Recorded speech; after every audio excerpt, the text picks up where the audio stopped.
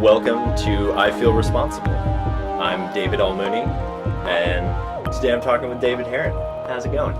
It's going well, sir. How about yourself? It's a good day. Okay, really quick before we start, did you notice all the ash in the air today? I did. I did not know why it was there. Well, I don't know exactly where they are, but apparently there's a lot of forest fires in southern Oregon right now. Really? Yeah, and there's also, I know there's a fire in British Columbia. That's Canada. what I heard. I heard it was Canada area or focused, and I thought that given wind patterns or what have you, it would have blown south. Which there's fires in southern Oregon too. Yeah, those are new. So I don't know. I don't know if that's. I think they might both be contributing or one or the other. Dang. But yeah, just because we're in a valley. Fires. Yeah.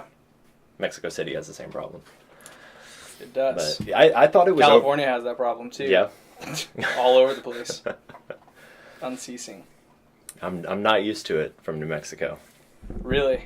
Gosh. Yeah. California, it's everywhere. I remember just being in a small town or growing up in a small town in Northern California. We had a super large fire department, and I just remember all of the signs that were posted everywhere about burn days. It was a very huge topic that was highly publicized and advertised, and awareness was definitely not something that you could just miss, or awareness of the fact that it was an issue in the area. So yeah, it's been something that I've grown up with and I've grown accustomed to, but it won't stop. People will have fun with their fireworks, or accidents happen too. So I think New Mexico, actually strangely enough, that's where Smokey the Bear, or the actual bear. In New Mexico? Yeah, I did not know that. Yeah, Ruidoso, New Mexico is where Smokey the Bear was from. And That's cool. The actual story of Smokey the Bear is there was this big forest fire, and while they were clearing it out, there was just one little bear cub that survived the fire, all covered in ash. He became like a forest fire mascot. Interesting. Yeah. Who would have guessed? I don't know. But I don't think I've ever, because we have the signs with the fire danger levels. Mm-hmm. I've never seen it green that I can remember. It's always either I've seen it green dangerous, periodically, but it was always driving through a small town Modesto or some areas that were more flat, less green, but more kind of riddled with plains, and just had a lot of farmland and a lot of good visibility. So in my mind, a good fire department that's on top of their game, that has a lot of visibility and not a lot of rolling hills blocking their vision, they can put it up there as, low risk of forest fires in your area today. Yeah, they're pretty much just go ahead, start a fire. We got this. Yeah, but up in Forest Hill or Grass Valley, California, it's always extremely high or very high or on fire high. It's crazy. Yeah. But it's funny because also small town Nevada City, which is right kind of adjoining Grass Valley. Nevada City is actually the town where I grew up, but it was kind of married with Grass Valley. And Nevada City actually used to be the pot growing capital of California. Oh, really? And actually, I haven't heard anything otherwise, but it may still be. But it was a fact back a few years ago that I was certain of, that it was the pot capital of California. So a forest fire in that area to some might not be the end of the world. It might be a good day. Yeah. If it was ashy like it has been here. Well, everything's on fire, man, but I feel fine. I don't know. And then all of a sudden, every McDonald's in the area is, McChicken numbers just goes through the roof for no random reason. We got to buy McChicken stocks. Indeed. All right. Well, so I guess in a roundabout way, kind of brings us to our jumping off topic, and that's I'm curious as to what your perception of Portland is, because we're both transplants to Portland, and I've noticed the main perception is that local Portlanders are very upset with so many people moving here and causing the rent to go up, and I guess we're part of that problem. We are. Although I've been here about a year and a half, I suppose, and only 2 people have actually gotten mad at me for moving here when I've been talking to them, and one of them wasn't even a local. He just had lived here for 3 or 4 years. I think he was just cranky, and the other guy was born and raised in Portland, although he also seemed to be pretty cranky.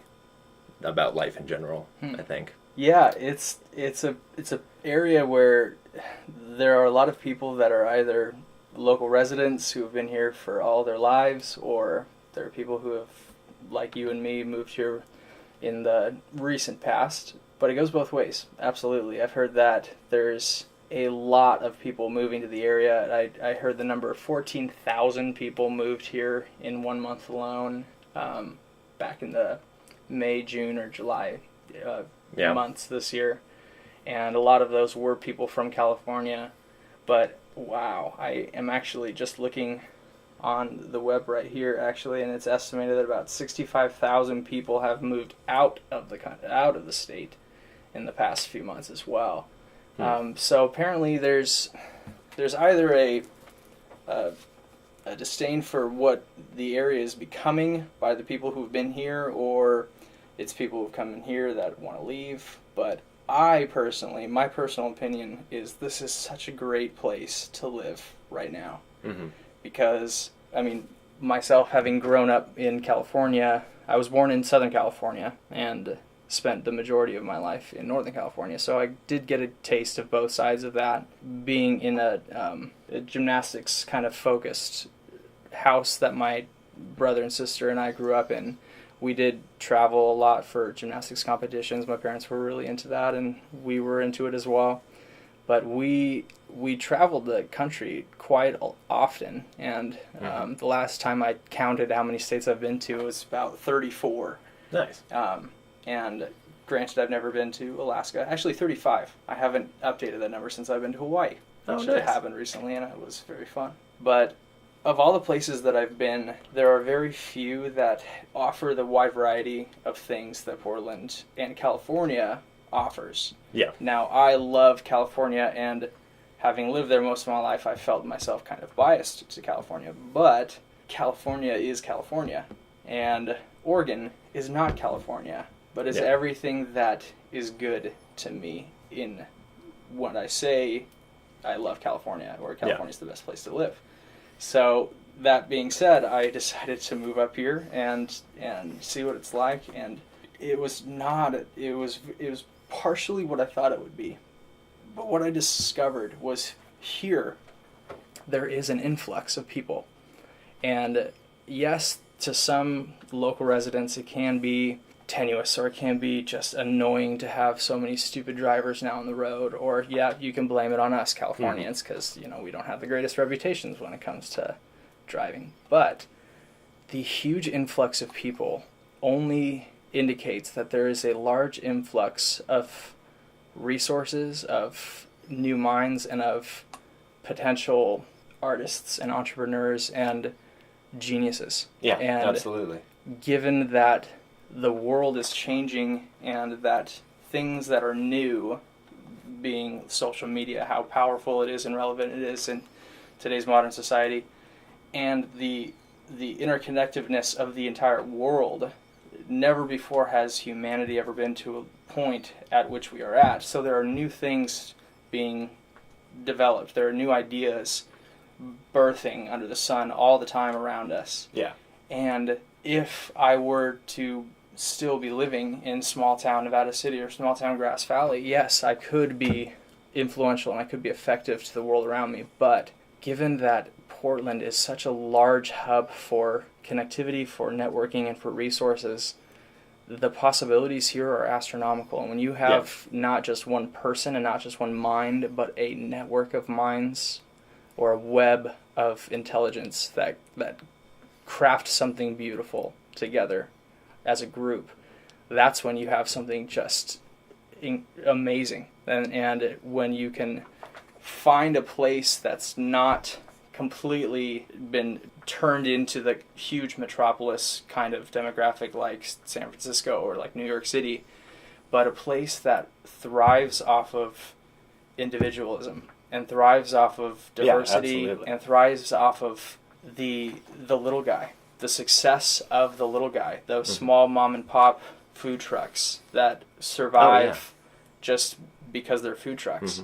I think the problem that a lot of locals have with so many people moving here is I feel like they feel threatened that Portland is going to change from that into like the next New York or San Francisco, and that they'll lose that. You brought up food trucks, and a lot of food trucks are closing down now. And the story you always hear is that it's being shut down so they can build a high rise. That is the real danger. Absolutely. Mm-hmm. There's always the risk of losing a city's identity with a huge influx of people. Yeah. But that is where the number of 65,000 people leaving in the past couple months is not the answer to that problem. And yes, there could be a million of reasons why that number is there, but it's a sad thing. Yeah. I think the other thing that I feel is the majority of people that are moving to Portland are moving here for that environment of creativity and individuality. I think that they're not moving here to make it New York. They want to move to New York if that's what they wanted. They won't move here for Portland. At least that's why I moved here. Indeed. And I feel like that's why most people move here. Yes, but they're being here now, though, you have to ask yourself, gosh, is there ever going to be a limit to how big it's going to get? Because I'm sure as you feel the frustration as I do, driving down the road at 8 o'clock in the morning or at 6 o'clock in the evening, you just want to shoot yourself on a daily basis. Am I wrong? No, absolutely. My work schedule is kind of situated so that I miss both rush hours. And I'm very thankful for that. And when I do wind up driving in one... Lucky man. When I do happen to find myself in rush hour traffic, it is... Especially because, I'm from a much smaller city. So I'm really not used to the traffic at all. Part of the reason for that is the urban growth boundaries that Portland has had in place since I think like the 70s or 80s, I think is when they first put them in place. And cities are, like other major cities, are just now starting to create urban growth boundaries because they realize that it's better to not spread yourself out so much. It is. So that's kind of the allure of Portland, is that it's so dense and the city blocks are so small and it's so, like, the city is famously walkable, at least within the United States. Yes, that is such the truth. But having been to as many cities as I've been, I've taken the subways in the undergrounds of New York and seen the public transportation in Chicago, and yes, those are all great. I've even been to London, taken the tube, and that was a trip. It was very cool and very different, but similar to what we have here in the States. However, none of those forms of public transit have matched what the TriMet has demonstrated to me being here. More so than London. More so than London, absolutely. I did not explore outside of London very, very extensively, but in the inner workings of London, yes. Okay. And being here in Portland, I love the idea that there are other cities very close by. There's a countless number of them. There's Beaverton, Tigard, Salem, there's Sandy, there's... Have you ever been to Silverton? I have yet to be to Silverton or it's visit there. A lovely little town. Really? I think it's about 45 minutes away from my house, so probably about an hour away from here, like going south. I really like it there. A little river going through, and you're right next to Silver Falls, beautiful waterfalls. I've heard of that. I've heard that the waterfalls there are breathtaking.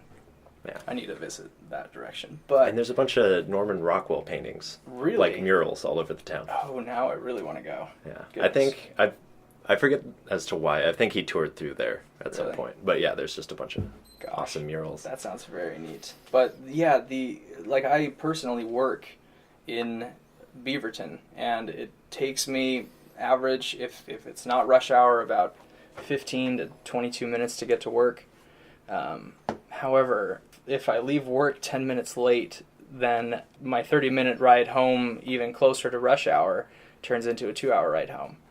And it's just a nightmare. But the last couple of days and weeks, I've actually experimented and tried venturing out and taking the TriMet. And on the days that I could figure it out and get there successfully, it was very fast. It took me not an hour and 10 minutes to get to Beaverton, and sometimes I would literally be sitting in traffic for 2 hours. Yeah. So to eliminate that risk of whether or not it's going to be slammed on the road, or there's going to be some sort of accident. Excuse me, I have the hiccups.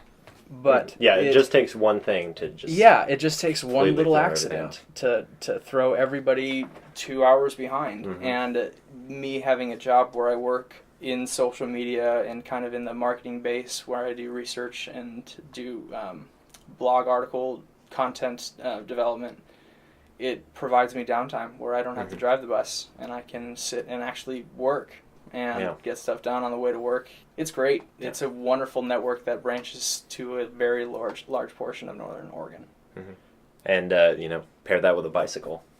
Yeah, David, you always remind me that I have yet to get a bicycle. I don't know. I am saving. I'm not quite fanatical about it, but it's such a good thing to get into because it's transportation mixed with exercise. Yeah. And there are some bikes out there that you just feel classy while riding them. Mm-hmm. And my friend Mooney here definitely is one of those guys that riding down the road, you're like, man, that guy knows his style in bikes. No. Well, thanks, man. Thanks. Absolutely. It's half the fun. I have 2 bikes right now. One's a road bike, and it's a classic Schwinn, so I still really like the way it looks. Mostly, I use that for utility. It's a fixie, isn't it?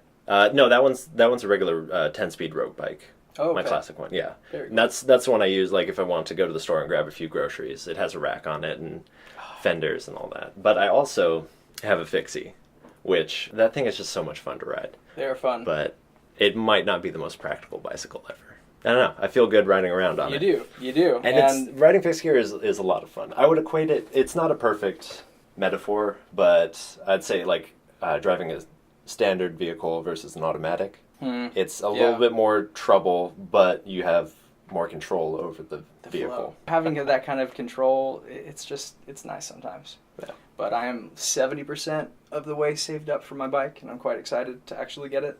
Because it's having a longboard right now, because I have my truck, but I also have my longboard, and I love driving. But other forms of transportation where you can actually go from a place to a new place, it's cool. It's a journey.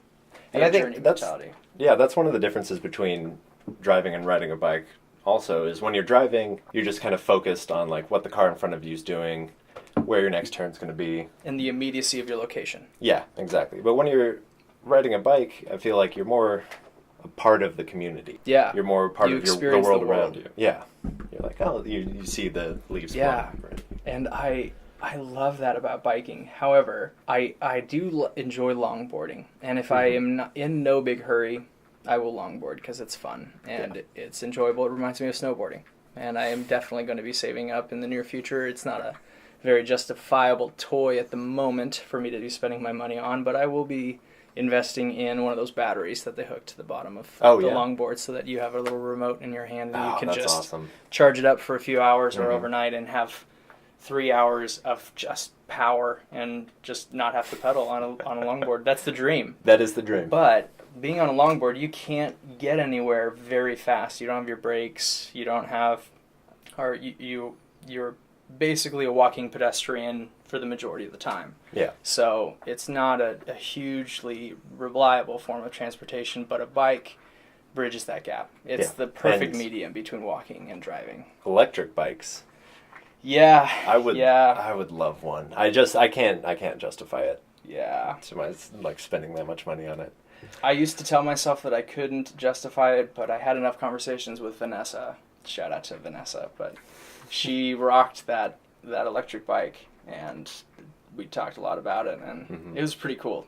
I definitely did pass her on the way to work some days, and she's just cruising down the road, and I'm like, yeah, that's just a little mini motorcycle. It's good. And, like, there are bicyclists who don't like the concept because they feel like it's lazy and it's not what bicycling should be about. I disagree. It gets you out in the world and active and on a bicycle and moving around.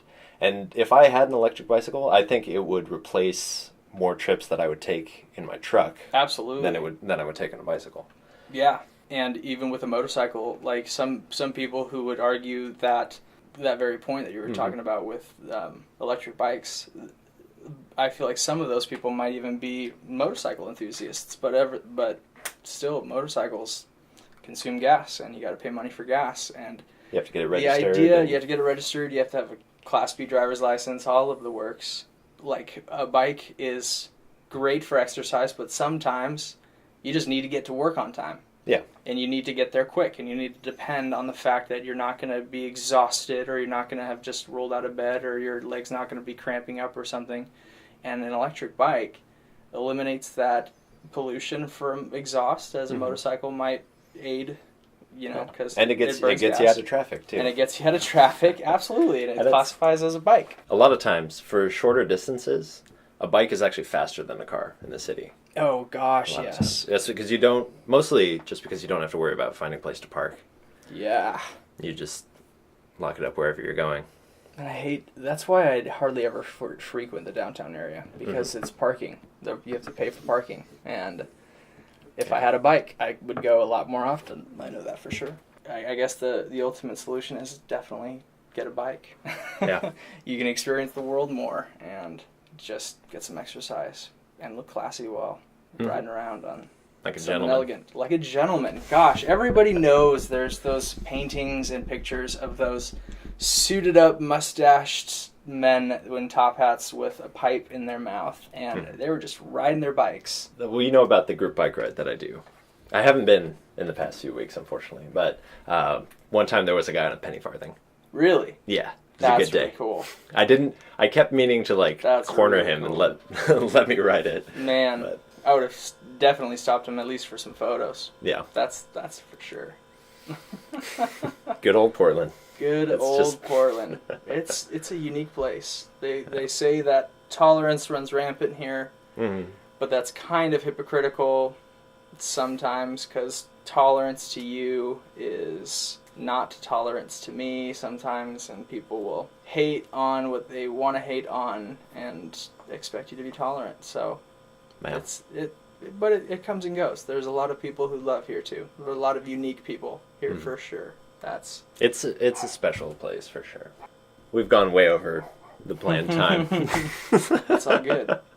I heard a quote, though, that was said earlier today, and it was just beautiful, but there was somebody that was talking about history and how history is full of stories that you can't believe at times, but you have to believe at certain times. But then somebody just said, all history is a collection of good conversations spoken over a fire. History is what we remember it to be. Yeah, absolutely. That's nice. Yeah, that was just a little cool quote that I heard earlier today that I just thought I'd throw out there. So, good conversations. Thank you for podcasting with me. Thank you for having me, good sir. Yeah. Is there anything you would like to plug? Just a shout out to my brother Daniel. He's hosting an internship with me right now. He's a wicked designer that you should definitely check out online. Herron D is his Instagram handle, Herron. But also check out our apparel clothing brand. We have a website that my brother Ryan and myself are trying to. I can't really claim that much handiwork in it. It is mainly my brother and Ryan's birth child, but go check it out. It's a cool website where you can get some cool clothing. Check it out. It's wearehustle.co. Nice. Yeah. Thanks again for having me, bro. Thanks. It was good talking. And I am David L. Mooney on the Instagram and the Twitter and youtube.com/DavidLMooney. Good stuff.